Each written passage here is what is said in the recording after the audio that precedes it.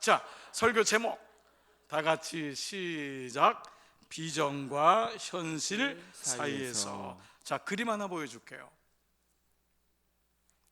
또 하나요. 또 하나요. 자, 여러분 이게 뭐죠? 그렇습니다. 기록입니다. 공통점이 뭐죠? 그렇습니다. V자를 향해서 가고 있는 거예요. 간혹 우리가 하늘을 보면은 기러기가 이렇게 V자를 향해서 남쪽을 향해서 가는 걸 봅니다. 수십만 킬로미터의 그 어느 대서양을 건너기도 하고 중국 거기를 건너서 그 따뜻한 데로 다 남쪽을 향해 가는 기러기의 모습을 보게 됩니다. 근데 이 기러기가 V자로 하는 이유를 과학자들은 이미 발견했어요. 이거를 아주 열 효율적으로 다 과학적으로 한 것은 무려 71%의 효과가 있는 거예요. 그냥 날아가는 새보다 71%가 더 멀리 날아간다는 거예요. 대단하죠? 그러니까 기러기는 이 하나님의 DNA가 있는 거예요. 하나님의 지혜가 있어서 그냥 낮게로 가면은 쓰러져 죽는 거예요. 그 먼 길을 가기 위해서는 V자로 형성하면서 더 멀리 가는 것을 아는 거예요. 근데 더 놀라운 사실이 있어요. 이 V자로 가면서 이 안전한 공기대가 형성이 된대요. 그래서 놀라운 건 그 뒤따라가는 이 기러기를 보면 똑같은 기러기지만 아니래요. 앞에 있는 기러기가 리더 기러기예요. 그리고 좀 더 체력적으로 건강한 기러기래요. 멀리 날 수 있는 기러기예요. 그럼 뒤에 있는 기러기는 조금 나이가 들거나 혹은 컨디션이 안 좋은 병약한 혹은 어린 기러기라는 거예요. 그래서 이 앞에 있는 기러기가 이 대형을 이루면서 갈 때 이 뒤에 있는 기러기가 안전한 이 공간이 만들어지면서 연약한 기러기들이 더 힘을 받을 수 있는 거예요. 앞에 사람이 바람을 대신 맞아주니까 이 안에 유선형으로 공기가 만들어지면서 이게 해결된다는 거예요. 더 놀라운 사실은요, 이 기러기는 그냥 가지 않고 계속 소리를 낸대요. 소리를 내면서 뒤에 기러기한테 힘을 내라, 이 사인을 보내는 거예요. 얼마나 멀리 가요. 계속 사인을 보내면서 가게 되고, 더 놀라운 거는요, 이 앞에 있는 기러기와 중간에 있는 기러기들이 자리를 바꿔요. 자리를 바꾸면서 앞에 있는 기러기가 막 힘들어하니까 중간에 있는 기러기가 앞에 가요. 또 그 기러기가 또 뒤로 가고, 이러면서 계속해서 자리를 바꾸면서 마침내 그 수만 킬로미터를 완주하는 것을 보게 돼요. 이건 참 하나님의 지혜가 아닐 수 없습니다. 한낱 미물에 불과한데도 하나님은 이런 그 그룹을, 공동체를 통해서 어떻게 해야지만이 완주할 수 있는지를 보여주고 있죠. 자, 오늘 우리는 느헤미야를 통해서 또 다른 말씀을 보게 되는데, 유다 백성들이 3차에 걸쳐서 바벨론 포로에 돌아온 거예요. 그래서 이제 바벨론 포로에 돌아와서 이제 거주하게 되고 성벽을 쌓게 되는데, 이제 그동안 쌓였던 문제들이 새로운 어떤 비전이 서게 되고 새롭게 돌파구를 만들어 나가면서 이 쌓였던 문제들이 서서히 고개를 들고 일어나게 됩니다. 그렇잖아요. 내가 뭔가 힘을 받아서 새롭게 하려고 하면 그냥 순차적으로 이루어지는 건 결코 없습니다. 그때부터 나를 뒷덜미를 잡고 뒷목을 붙잡는 그런 일들이 일어나게 되죠. 느헤미야는 이제 우리가 지난주에 말씀을 드렸는데 예상했잖아요. 그렇죠? 어려움이 오는 것을 예상한 거예요.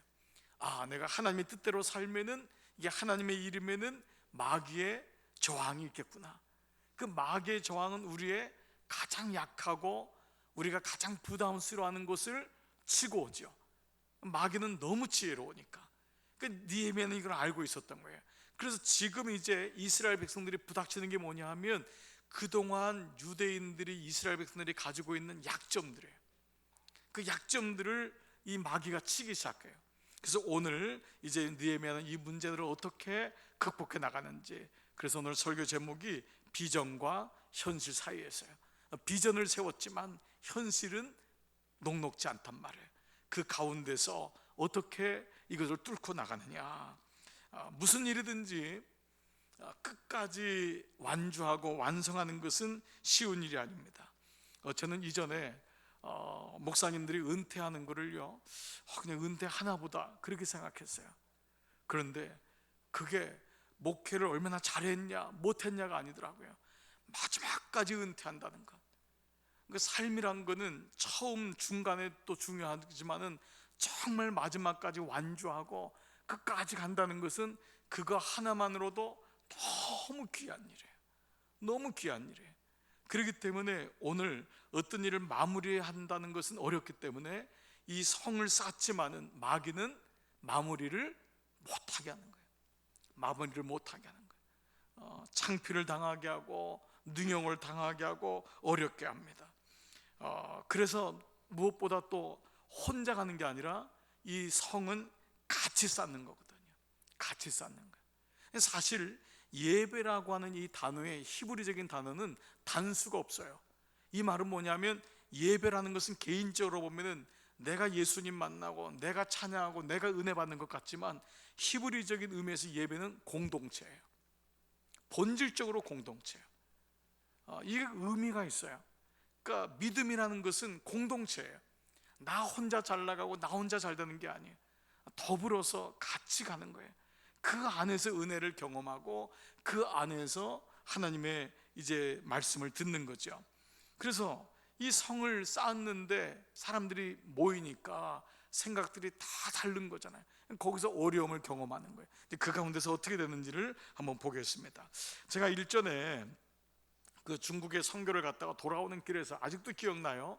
그 옆에 그 중소기업 사장 되시는 분이 앉았어요. 이렇게 통성명을 하다 보니까. 근데 이분이 작은 그 회사를 운영하는 분이었는데 그때 이분이 읽고 있는 책이 뭐냐면 공병호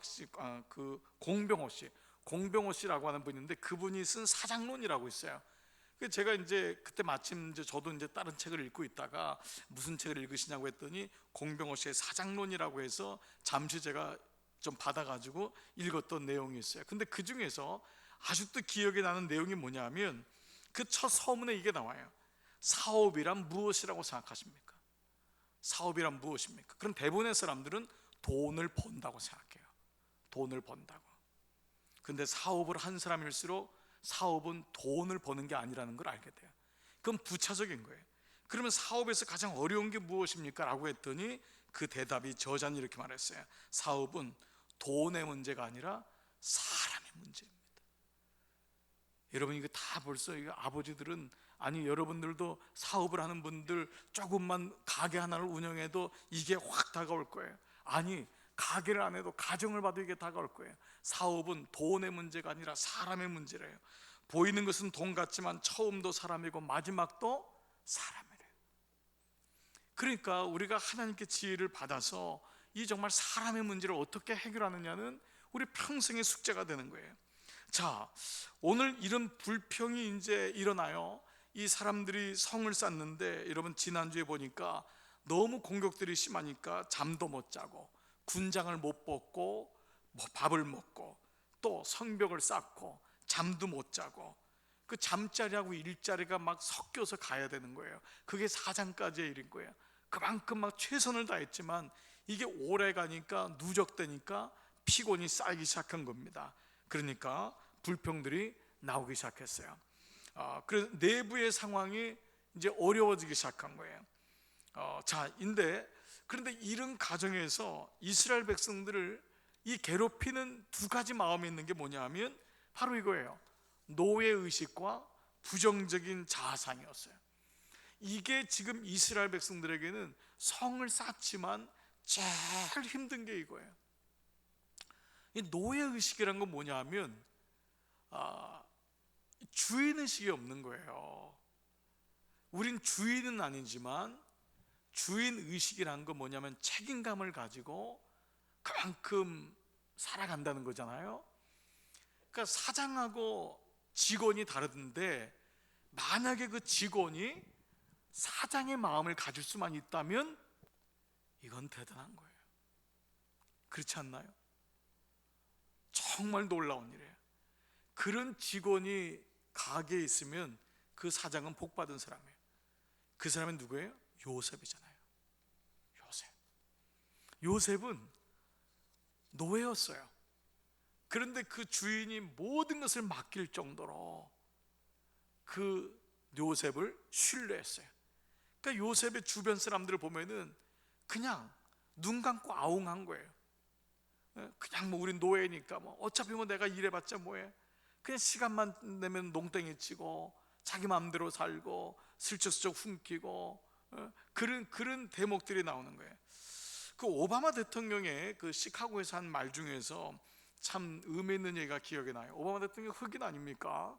흑인이니까 어렸을 적부터 너무너무 따돌림을 많이 받은 거예요. 그가 예일대학교 로스쿨을 갔지만은 사람들은 여전히 그를 바라보는 건 흑인인 거예요.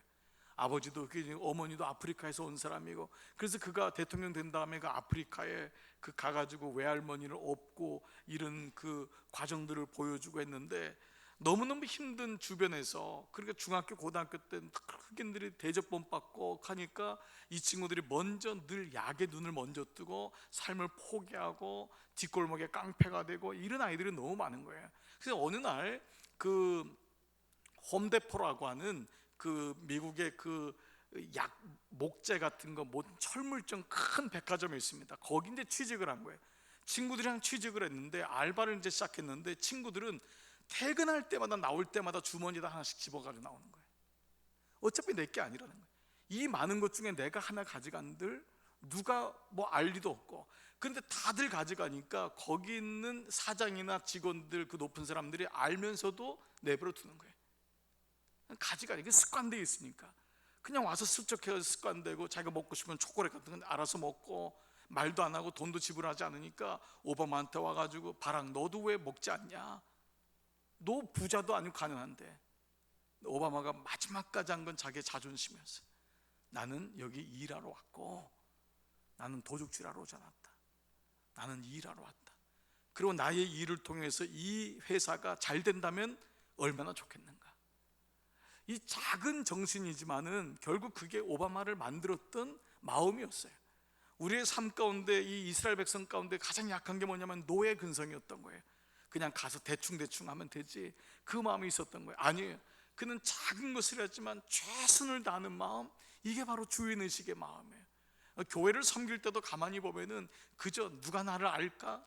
나는 예배 드리고 가면 되는데 뭐. 그런데 물론 그게 어떤 의미에서인지는 알 수 있어요. 그렇지만 어느 순간에 하나님이 내게 주신 교회, 하나님이 내게 주신 속회, 거기에 대한 부담감을 갖는 거예요. 아주 좋은 부담감에, 이런 부담감이 내게 있을 때 비로소 우리는 그 마음이 더 달라질 수 있는 거죠. 이스라엘 백성에게 힘들었던 건 부정적인 자아상이에요. 이 부정이란 말은 영적이다라는 말이 있지 않습니까? 부정의 마음이 들어오면 어떤 것을 들어도 제대로 안 들려요. 부정의 영이 들어오면 아무리 잘해도 그게 좋은 사람으로 여겨지지 않아요. 특별히 우리가 이 그리스도인들은 내 마음의 밭을 잘 관리해야 되는데, 하나님 내 안에 부정의 씨가 심어지지 않도록. 정말 부정의 씨는 무서워요. 부정의 씨는 우리의 모든 영혼을 갉아먹습니다. 그리고 부정의 씨는 깊이 들어가요. 그래서 생각하는 것도 그렇고 모든 것을 정상적으로 생각하지 못하게 돼요. 나중엔 하나님 말씀도 부정하게 돼요. 그래서 하나님 주신 기회도 놓치게 될 때가 많이 있어요. 그래서 여러분, 영성 가운데 심플리시티, 단순성의 영성이 있어요. 단순성은 뭐냐 하면 모든 부분을 받아들이고 단순하게 생각하고 단순하게 행하는 것이, 그게 참 축복입니다. 우리가 볼 때는 요즘 같은 세상에 몇 번이나 의심하고 돌다리를 둘러보고 해야 되지만은, 아니면 단순하게 살면 오해받고, 단순하게 살면은 승리하지 못하고 그 사람은 이용당하는 것 같지만 아니에요. 오히려 보면은 심플한 사람, 단순한 사람이 보면 마지막에 승리합니다, 여러분. 그래서 오늘 이 두 가지, 노예의식과 부정적인 자아상에 대한 마음이 이스라엘 백성들 가운데 있었던 것입니다. 자, 이제는 어떤 일들이 일어났는지 한번 구체적으로 한번 보겠는데요. 자, 이제 세 가지로 일이 크게 일어났어요. 자, 첫 번째는, 자, 2절부터 한번 볼게요. 2절. 자, 어떤 사람들은 말하기를 우리와 우리 자녀가 많으니 양식을 얻어 먹고 살아야 하겠다고. 첫 번째 뭐냐 하면은 이 문제는 경제적인 문제가 일어난 거예요. 이래서 이 1절에 보니까 그때의 백성들이 그들의 누가요? 아내와 함께 크게 부르짖죠. 이 아내는 경제를 책임지고 있는 사람이잖아요. 그러니까 이 집에 이 문제가 생긴 거예요. 그리고 이 성이 쌓아지면서 임금의 삭시 만만치 않은 거죠. 그러니까 이 임금의 사기나든지 이런 게 노동적인 부분이 이제 이게 해결되지 않으니까 가장 먼저 어려움 당하는 건 집에서 살림하는 아내들이죠. 그래서 오늘 1절에 그 아내와 함께 크게 부르짖어. 이 말은 아내들이 고통 가운데 있다라는 거예요. 바로 이게 첫 번째 이제 경제적인 문제가 생겼어요. 그래서 2절에 바로 우리와 우리 자녀들이 많으니 양식을 얻어먹고 살아야겠다. 이제 우리도 이 경제적인 어려움을 당하고 있다라는 거예요. 두 번째는 3절, 어떤 사람들은 말하기를 우리가 밭과 포도원과 집이라도 저당 잡히고 뭐라 그랬죠? 이 흉년에 곡식을 얻자되. 또 참 안타까운 건 이렇게 성벽을 쌓을 때가 어떤 때냐면 흉년인 거예요. 흉년까지 겹쳤어요.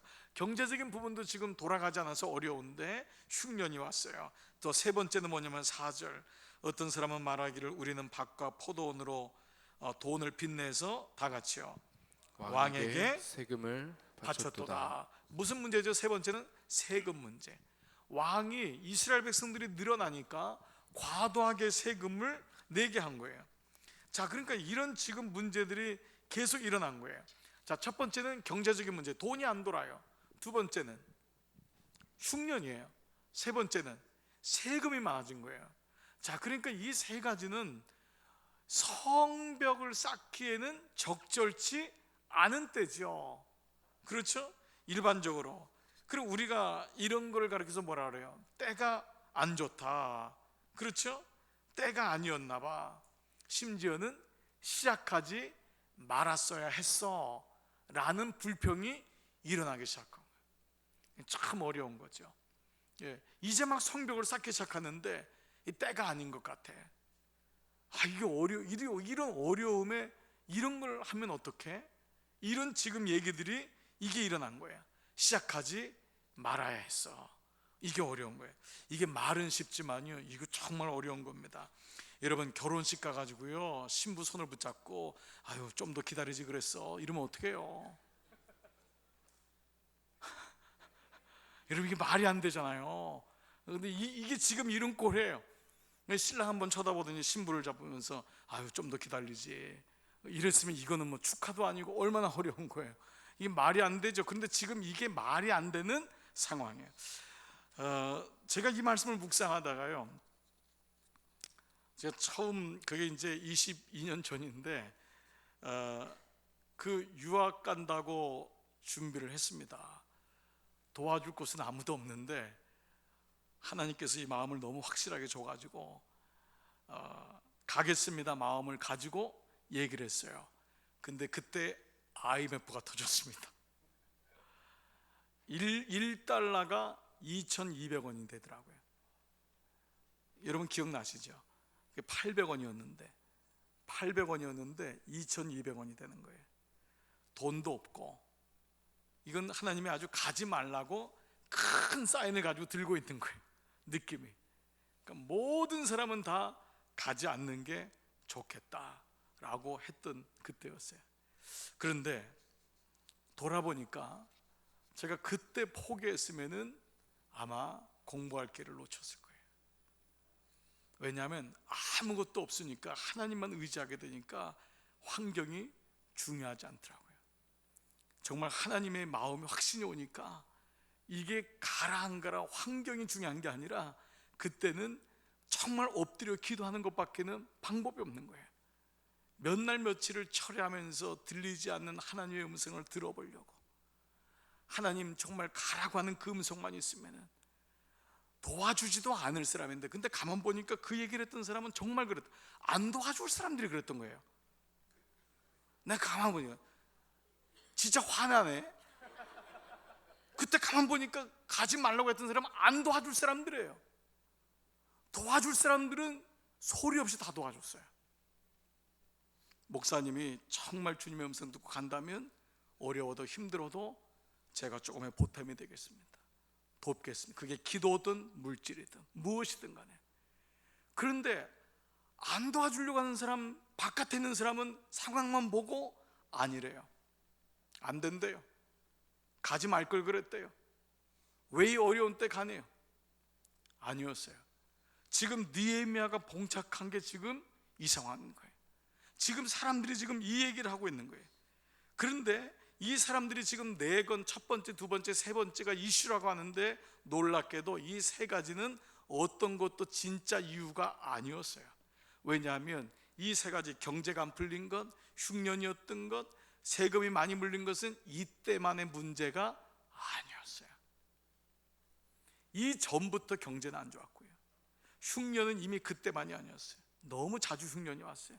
그리고 고레스 왕이 세금을 모은 것도 이때만이 아니었어요.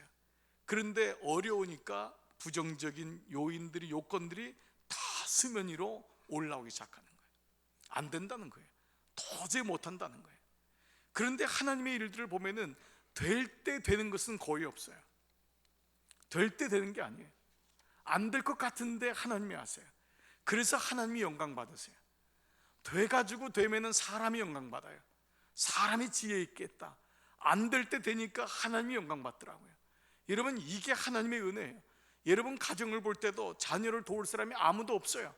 근데 결국 하나님이 도우시니까 하나님이 그 자녀를 통해 영광을 받는 거예요. 내가 다 도와주고 내가 다 한 다음에 무슨 영광을 받아요? 그럼 부모가 도와준 거예요? 내가 도와준 거예요? 아니에요. 내가 도와줄 게 없는데 하나님이 손을 쓰시는 거예요. 지금 이 문제가 어디서 왔냐? 기본적으로는 1절이에요 자, 같이 1절 한번 보겠어요. 다시요. 1절 시작. 그때에 백성들이 그들의 아내와 함께 크게 부르짖어 그들의 형제인 유다 사람들을 원망하는데, 바로 1절이 포인트예요. 뭐죠? 그의 형제인 유다 사람들을 원망하는데, 그 원망의 세 가지가 2절, 3절, 4절인 거예요. 원래 원망의 대상이 뭐죠? 유대 사람인 거예요. 유대 사람이 꼴 보기 싫은 거예요.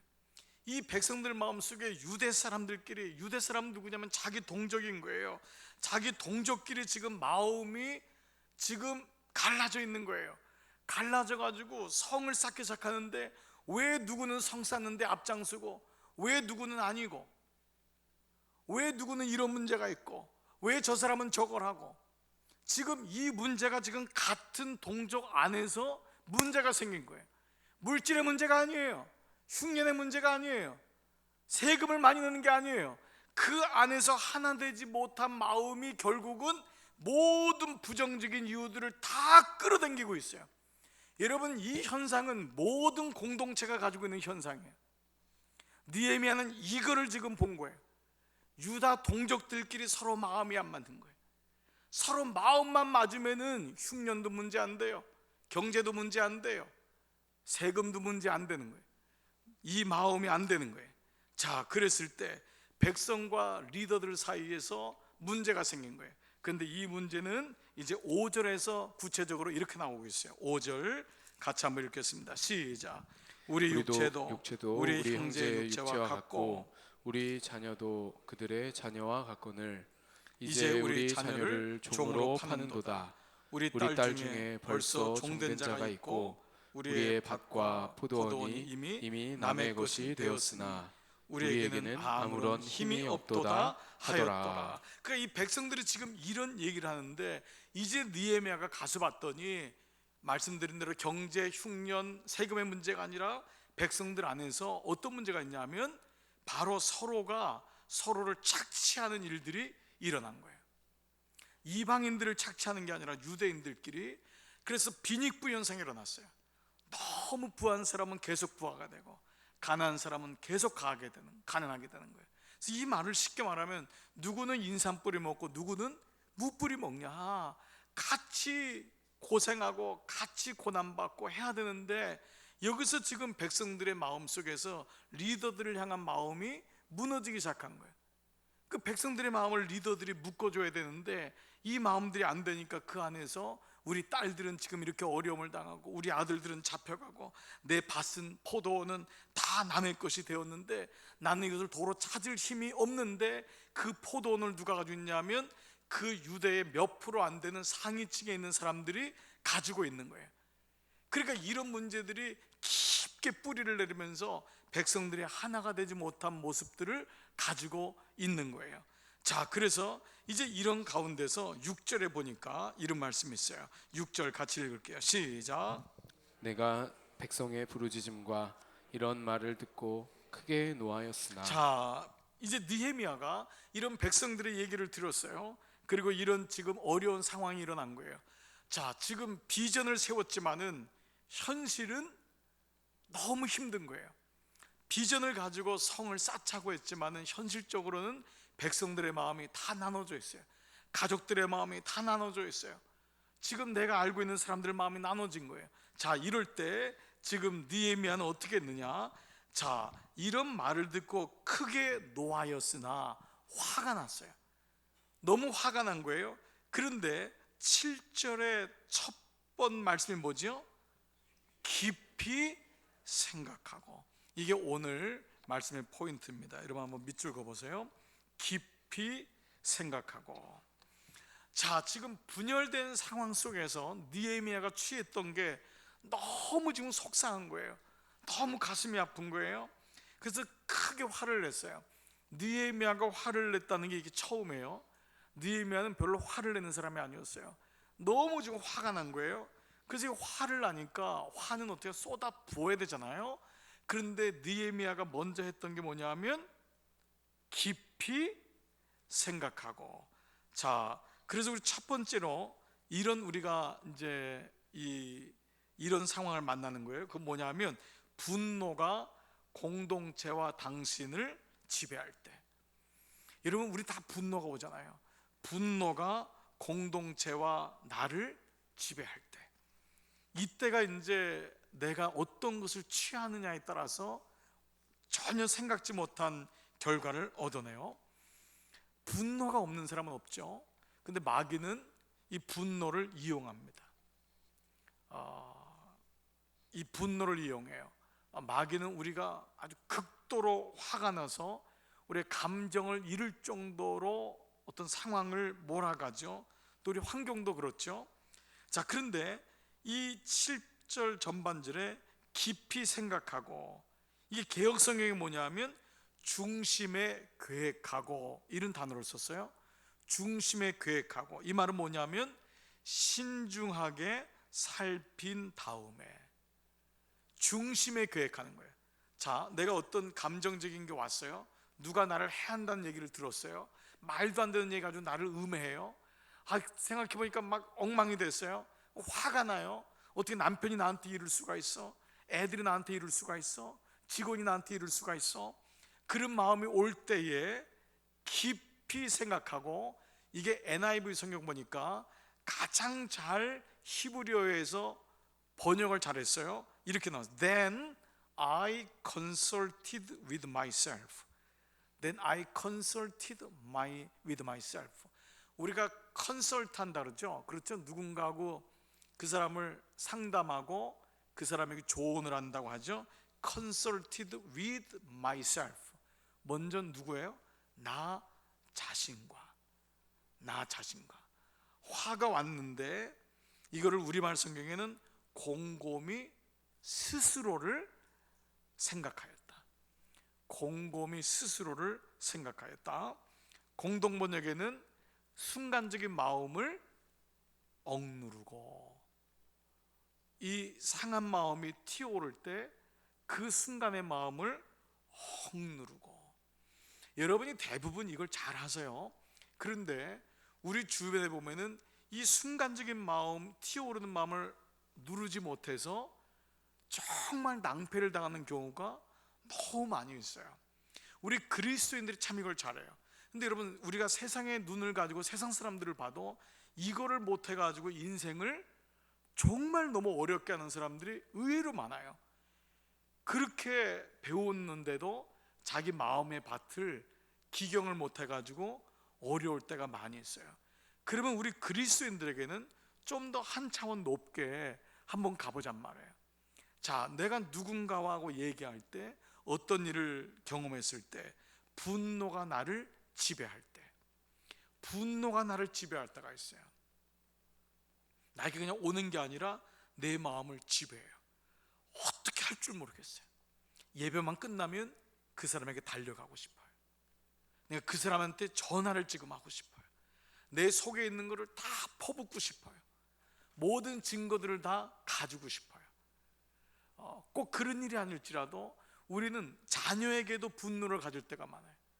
어떻게 네가 나한테 이럴 수가 있니? 한번 다 그냥 뒤집어 보고 싶을 때가 많이 있어요. 배우자와의 관계 속에서 이런 경우가 정말 많이 있어요. 근데 그때 당신은 어떡하느냐? 느헤미야는 지금 말도 안 되는 상황들이 온 거를 들었어요. 사람들이 막 아우성을 치는 거예요. 지금 경제가 어느 때인데 성을 쌓아요. 지금 흉년인데, 지금 세금이 얼만데. 그런데 그들 안에 있는 문제 뭐냐면 하나가 되지 못한 채 서로를 지금 뒤에서 뒷덜미를 붙잡고 있는 이 현상을 본 거예요.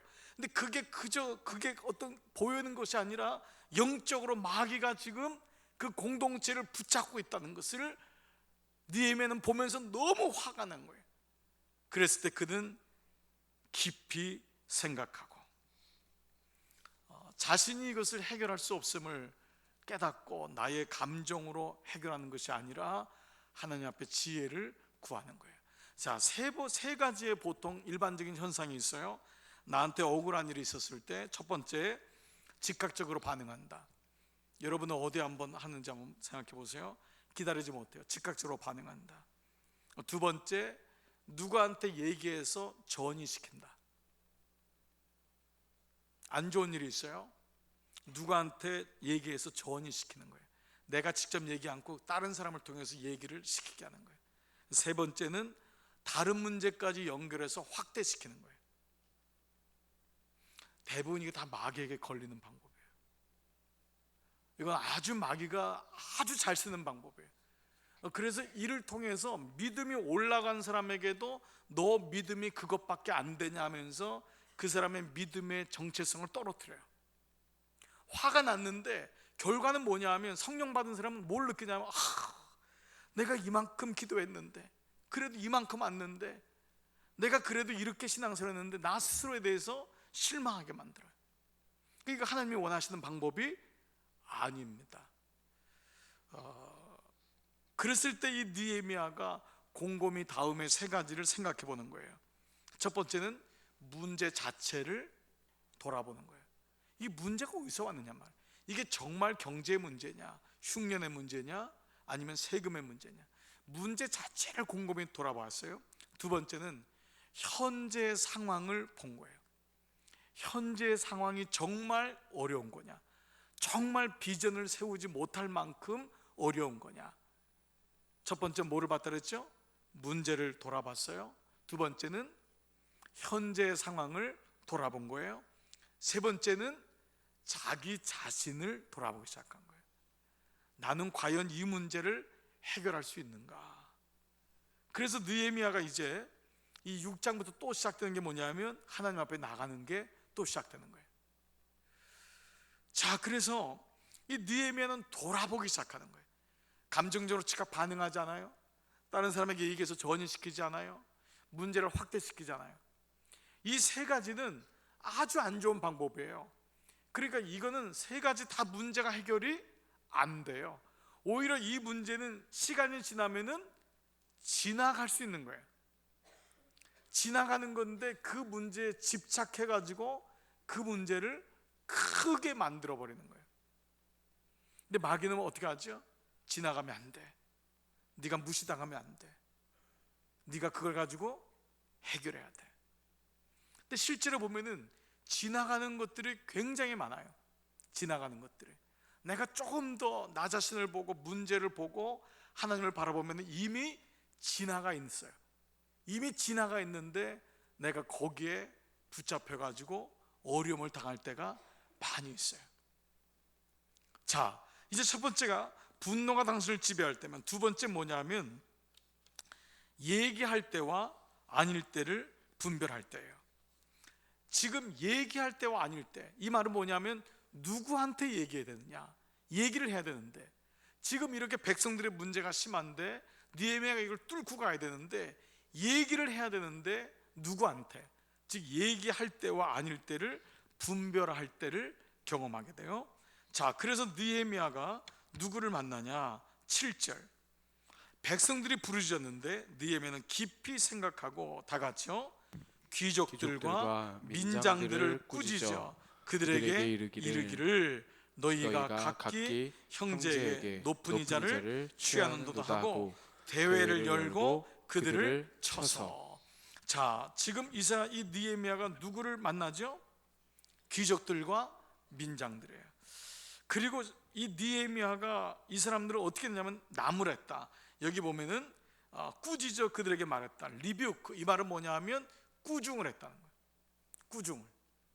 이거는 이 대회를 열었다는 건 뭐냐 하면 아예 오픈해서 한 거예요. 오픈해서 사람들이 보는 앞에서 꾸짖은 거예요.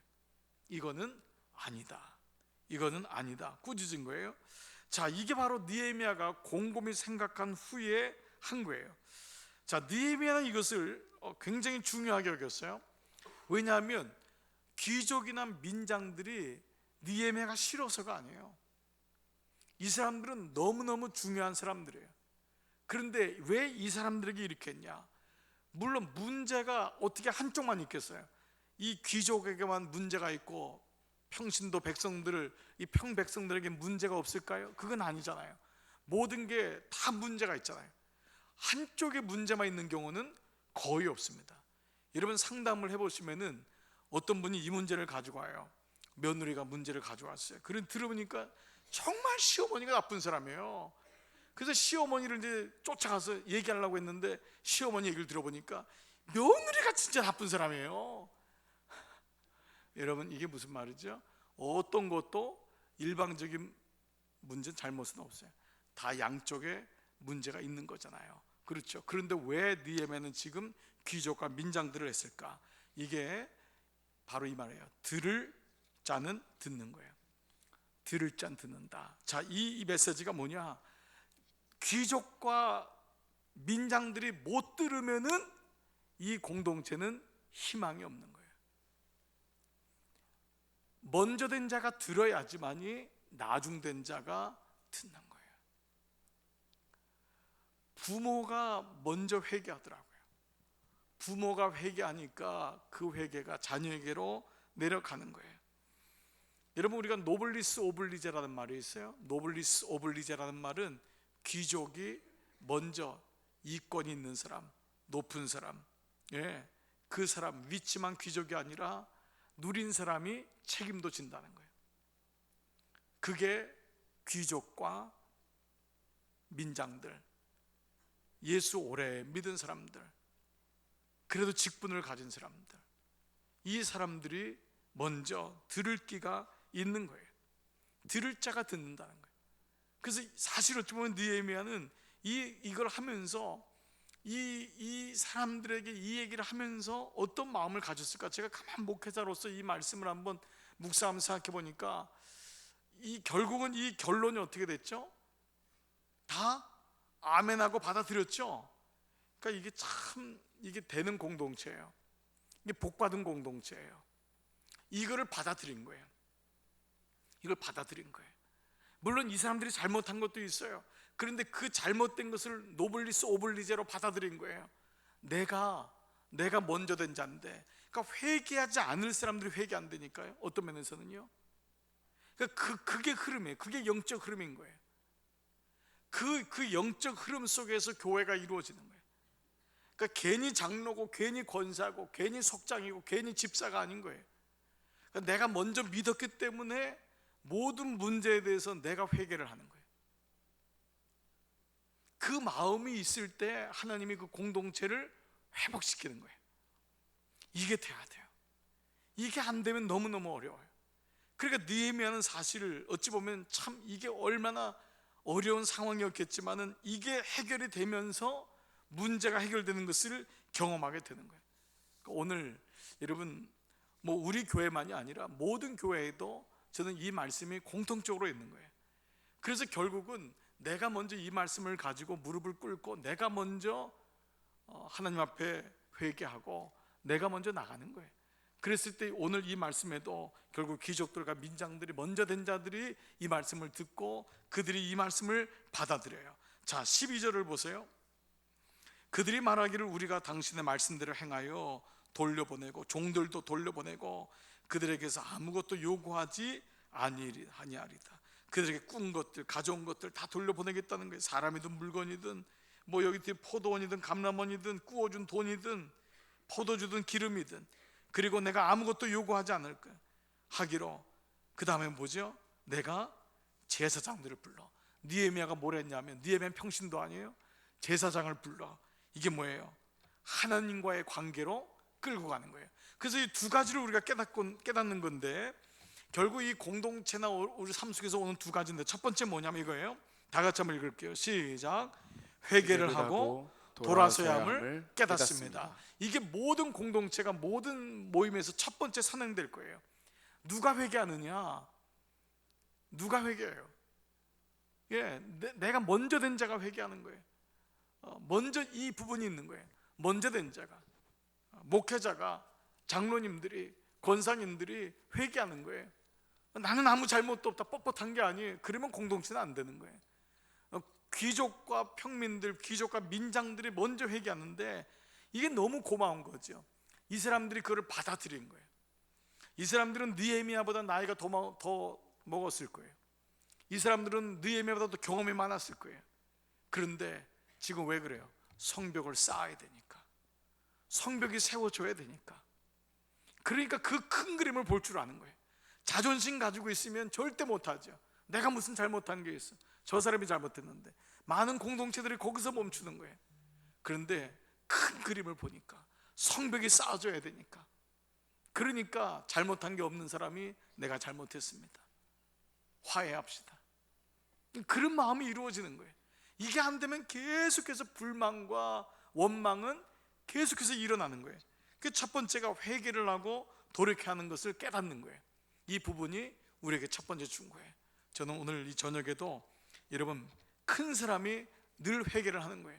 큰 사람이 교회에 그런 연약함과 어려움을 내가 짊어지는 거예요. 믿음의 사람이 짊어지는 거예요.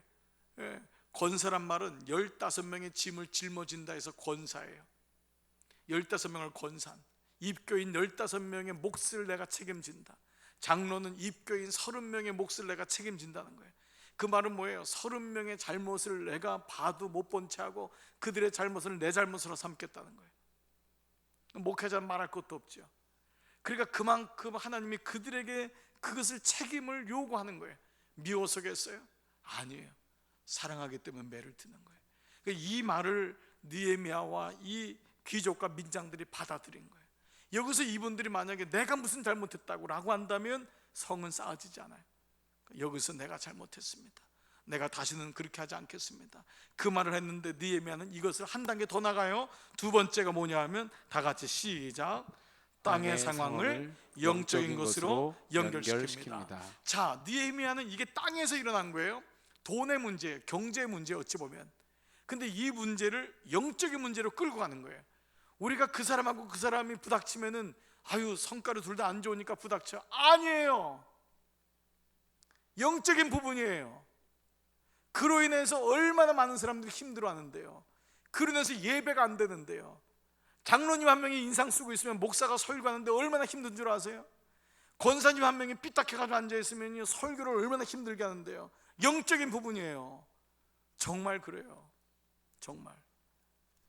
그 권사님 한 명이 힘들어서 시험 당하고 있으면요, 그 권사님들 15명이 시험 드는 거예요.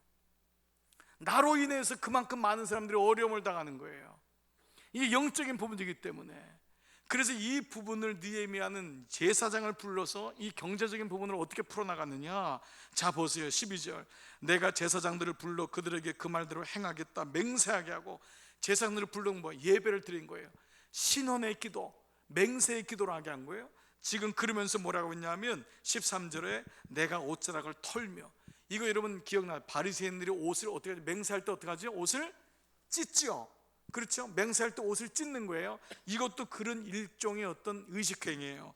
내 옷자락을 털며 이르기를, 이 말대로 당신이 지금 말한 대로 이제는 그렇게 안 하겠습니다. 내가 이제는 그들의 연약함을 돕겠습니다. 내가 이제는 그들과 함께 가겠습니다. 행하지 아니하는 자는 모두, 하나님이 또한 이와 같이 뭐냐면 옷자락을 털듯이, 옷자락을 털듯이 하나님이 뭐라 그랬어요? 너 집과 산업을 털어버릴 거야. 그러면 뭐라 그래요? 곧 이렇게 털려서 빈손이 될지어다. 여러분, 이거 굉장히 무서운 말 아니에요? 이게 하나님 전에서의 예배란 말이에요.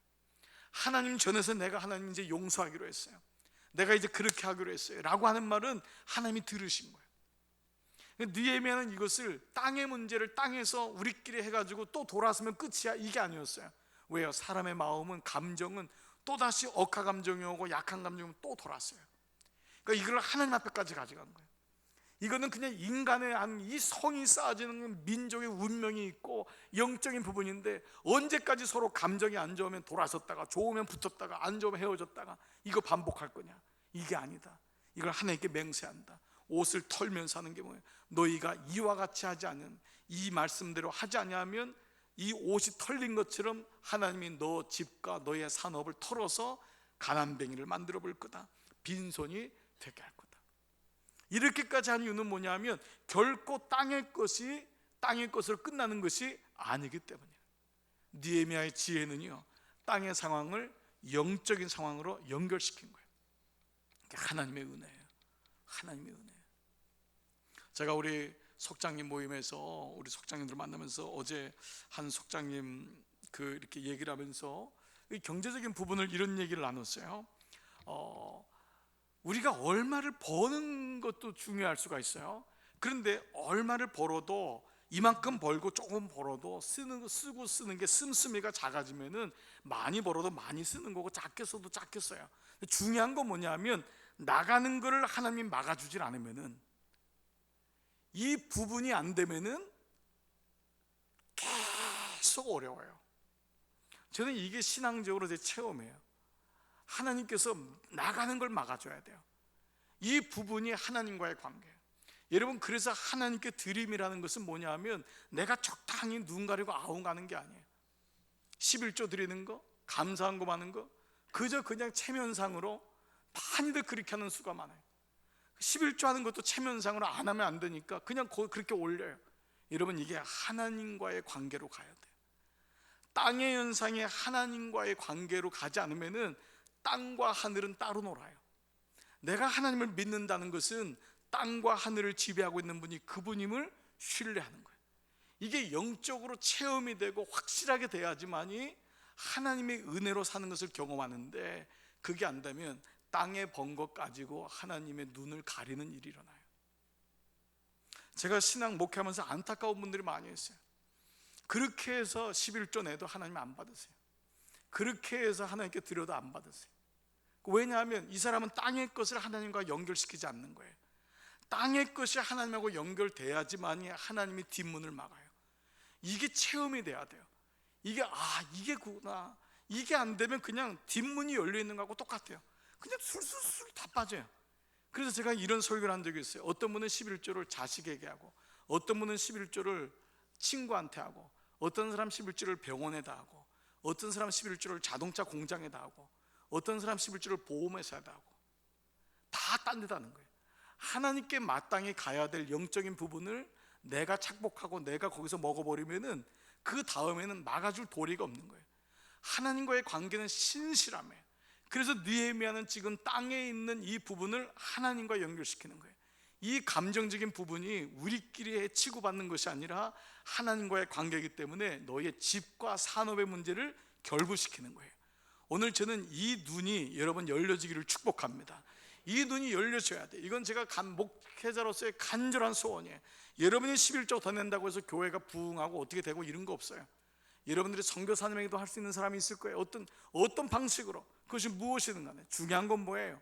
하나님과의 관계에서 진실하게 하셔야 돼요. 땅의 문제가 하늘과 연결되어 있다는 것을 결코 놓치면 안 돼요. 눈 가리고 하시면 안 돼요.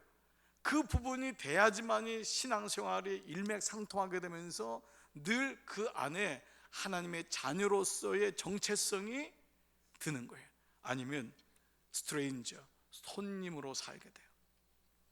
부정적인 자아상이 내 안에 있게 되고 믿음이 크질 않게 되는 것을 경험하게 돼요. 오늘 느헤미야는 아주 중요한 이 두 부분을 바로 얘기하는 거예요.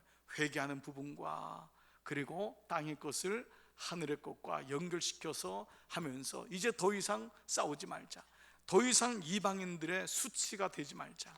지금 공격하는 게 이방인이 이렇게 도비하고 지금 이렇게 산발라시 오는데 왜 우리끼리 지금 여기서 이러고 있느냐. 이제는 하나님하고 맹세하고 더 이상 이렇게 가지 말자. 그리고 하나가 돼요. 그리고 이제 6장에서부터 그 도비아에 이렇게 하나가 되자 이 산발락과 도비아가 또 다른 작전을 가지고 오기 시작해요. 이게 영적으로 계속하는 거예요. 그렇죠. 마지막에 느헤미야는 결국은 성을 쌓습니다. 영광을 돌리는 거예요. 그 영광은 엄청난 거예요. 조금 하나님께 아끼려고 하는 것이 나중에는 너무 귀한 많은 것을 놓치는 그리스도인들이 너무 많아요.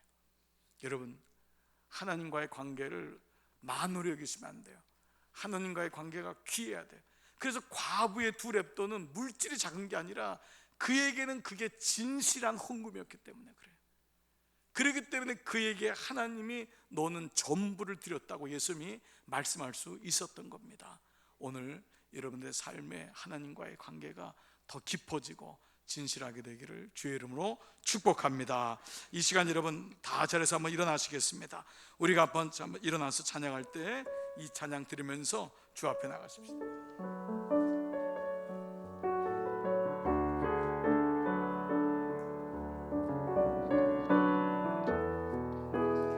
우리 보좌 앞에 모였네. 우리 보좌 앞에 모였네. 함께 주를 찬양하며 하나님의 사랑, 하나님의 사랑 그 아들 주셨네. 그의 피로 우리 구원받았네. 십자가에서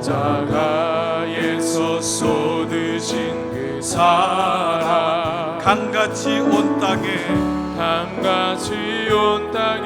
흘러 각 나라와 족속 백성 방언에서 구원받고 주 경배 드리네. 아멘. 구원하심이 보좌에 앉으신 우리 하나님과 어린 양께 있도다. 구원하심이 보좌에 앉으신 우리 하나님과 어린 양께 있도다. 다시 한번 우리 보좌 앞에 모였네. 함께 주를 찬양하며 하나님의 사랑 그 아들 주셨네. 그의 피로 우리 구원받았네. 십자가에서 쏟으신 그 사랑 강같이 온 땅에 흘러 각 나라와 족속 아멘. 백성 방언에서 구원받고 주 경배 드리네. 아멘. 구원하심이 보좌에 앉으신 우리 하나님과 어린 양께 있도다.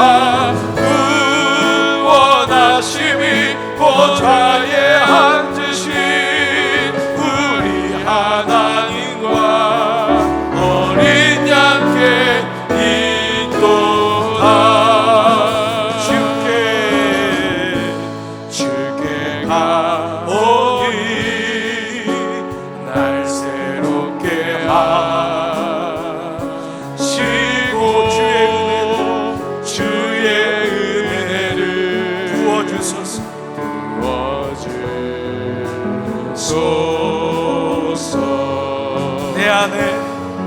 발견한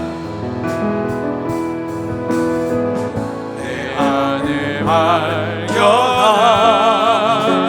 나의 연약함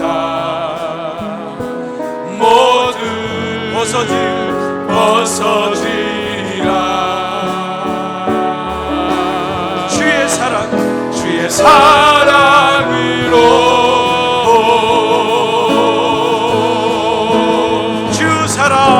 주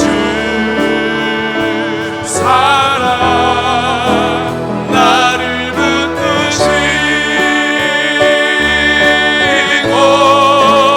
주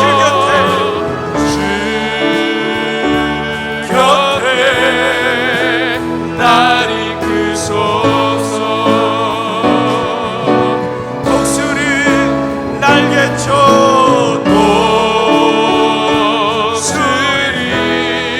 날개서 올라가듯 나 주님과 함께 일어나 걸으리. 주의 사랑 안에 나의 눈 열어서 주님을 보게 하시고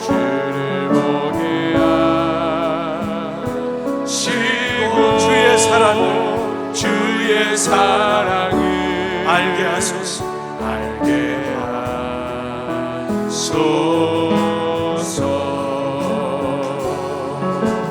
매일 나의 삶에 주뜻 이루어지도록 새롭게 하소서. 주의 사랑으로 주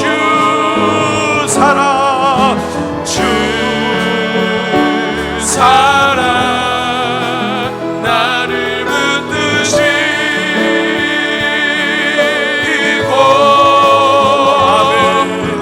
주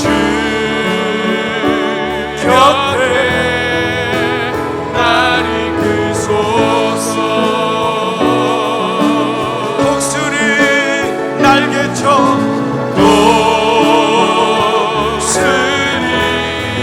날개쳐 올라가듯 나 주님과 함께 일어나 걸으리. 주의 사랑 안에 주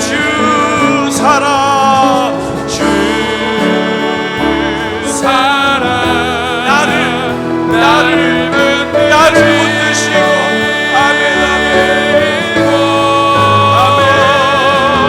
주 곁에 날 이끄소서.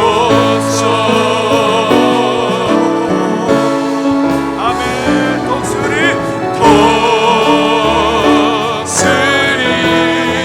날개쳐 올라가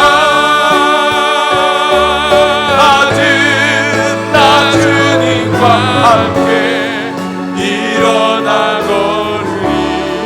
주의 사랑 안에 내게 허락하신 시련을 통해 나의 믿음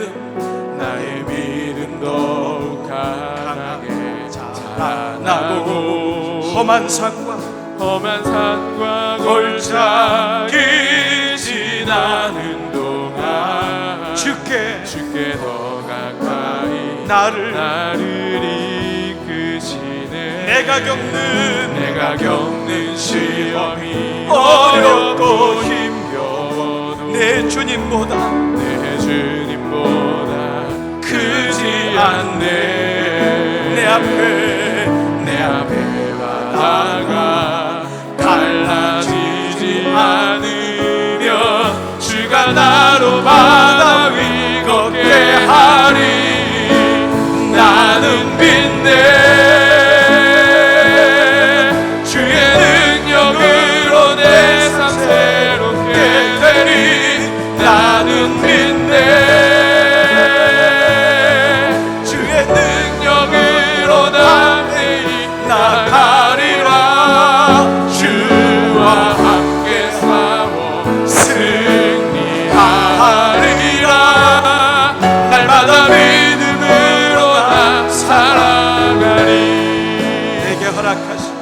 내게 허락하신 시련을 통해 나의 믿음도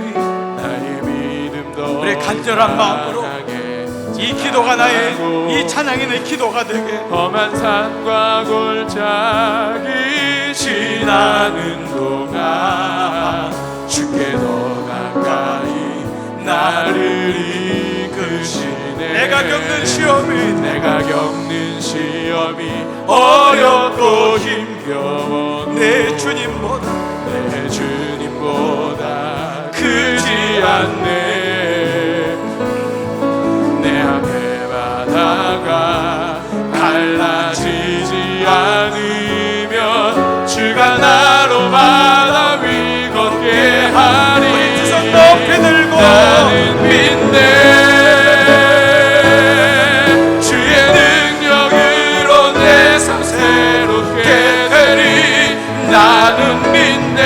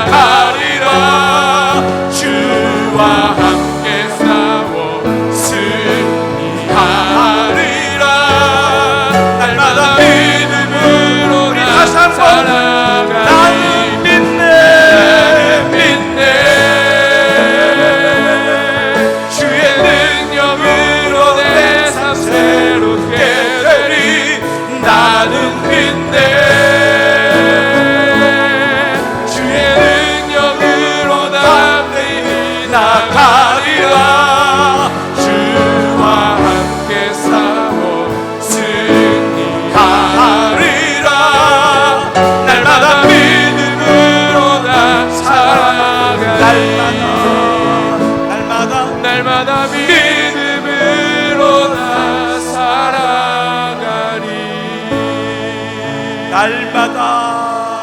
날마다 믿음으로 나 살아가리.